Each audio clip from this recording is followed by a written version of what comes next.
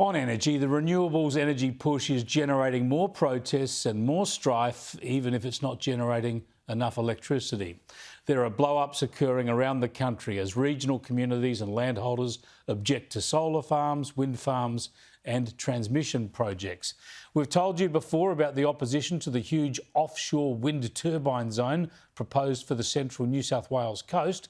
Well, yesterday, the Climate and Energy Minister Chris Bowen ventured to Port Stephens and heard from people there. Have a look at how local television covered it. Standing outside Nelson Bay Bowling Club, more than 100 people rallying against an offshore wind zone from Norah Head to Port Stephens. No chance, Bowen!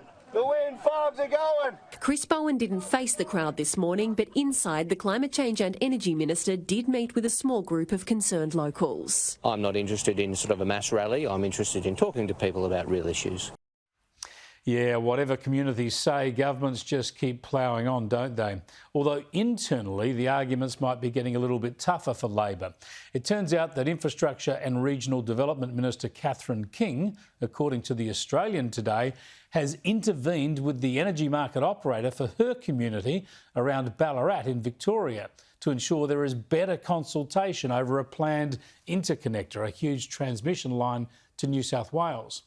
But another transmission project running from Northwest Victoria to Melbourne through the Ballarat region is creating consternation too. Farmers have protested and taken court action to try to block the project, and the chair of the local Potato Farmers Association says the local federal MP, Catherine King, hasn't helped them. The latest I've heard out of her office is that it's good for the nation. It's renewable energy. It's going to have to happen. Too bad. So sad. And that's just bullshit. I'll have more from Chris Stephens later in the program. But this regional revolt against renewable energy and transmission projects is only going to create more problems for the government as more and more projects are rolled out around the nation.